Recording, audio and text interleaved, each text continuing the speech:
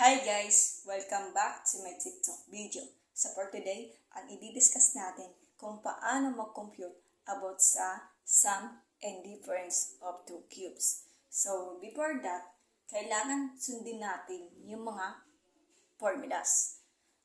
Then, i-memorize nyo ulit yung perfect cube like this. Okay?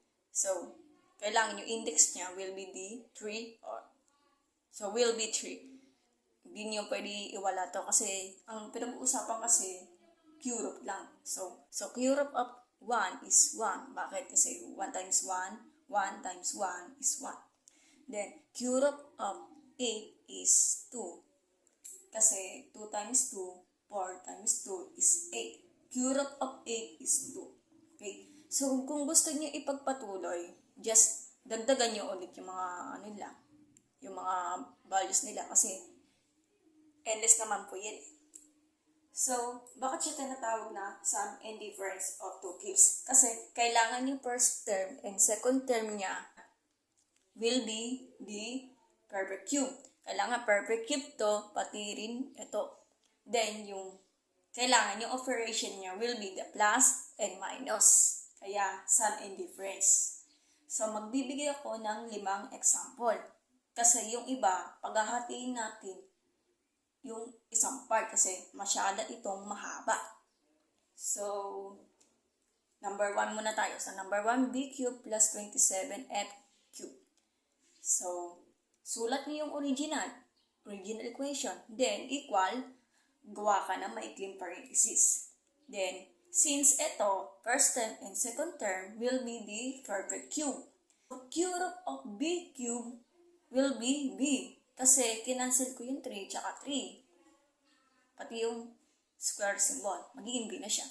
Then, yung second term, cube of 27f cube will be 3f. Kasi cube of 27 is 3. Then, cube of f cube is f na lang. So, yung sinagot natin kanina, lalagay mo dito. So, dito ang b, tapos 3f. Then, huwag kakalimutan ng plus sign.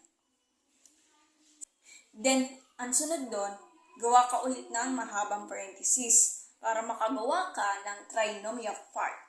Ibig sabihin nun, trinomial, which means is tatlong term. Yung sinagot natin kanina is ito. Yung letter B, kailangan mo siyang i-multiply twice itself. Ganito yan. So, magiging quantity of b times square or b times b will be b square. Lagay mo dito. Then, yung middle part nito, kailangan mo siya i-multiply mo to. Yung sinagot natin kanina. So, b plus 3f times, isama mo na lang yung minus sign. So, ganito yan. Ito yung format niya. So, b times positive 3f times negative will be negative 3bf. So, take note na huwag mo siyang babaliktarin yung mga letters. Mauna ang B bago ang F. Base lang sa alphabetical term. Okay? Ito yung magiging sagot niya. So, negative 3BF.